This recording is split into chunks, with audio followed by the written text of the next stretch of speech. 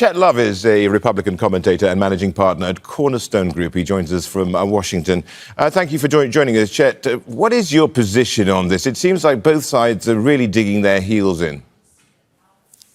They are. And I think the biggest problem that we have in the United States today is that it's been 30 years since Congress has passed the budget. And yes, they've been continually blaming each other, every single government shutdown. But the reality is that it's really a broken federal system, and Congress should not be getting paid if the government shuts down. They need to pass an actual bill and an actual budget.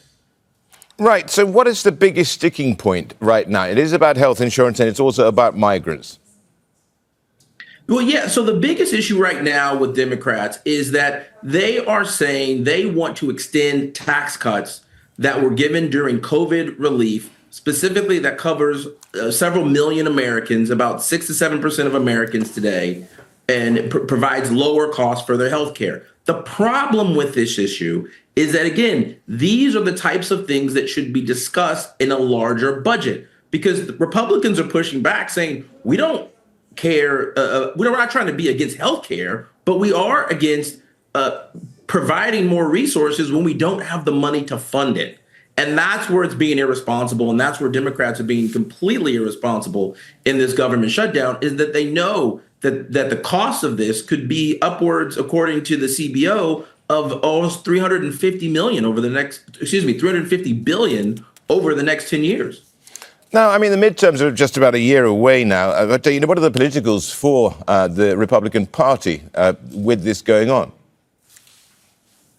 Yeah, look, we know that every single government shutdown, typically the party in power is the party that gets blamed for the shutdown. However, I think right now what you see across the country and what viewers are listening to, we just talked about in the last segment, is President Trump's out fighting the war on terror to prevent 200 fentanyl deaths a day in America. You see what's happening across the country, where President Trump is, again, fighting for the average everyday American to lower energy costs. And he talked about that. He just recently talked about that during that press conference, and the average energy cost has gone down in this country. So, yes, I think at the end of the day that the Republicans have a great set of talking points going into the midterms. Democrats all right now are rudderless. I mean, they're literally infighting against each other. You have Bernie Sanders and AOC going around the country criticizing other Democrats. So, yeah, they're a mess. And so all this right now, this government shutdown, is political theater for Democrats trying to get a message and trying to win support. And it's the same thing you see with this No Kings rally. Again, these are non-substantive issues, but at the end of the day, Democrats are just struggling to try to find a message.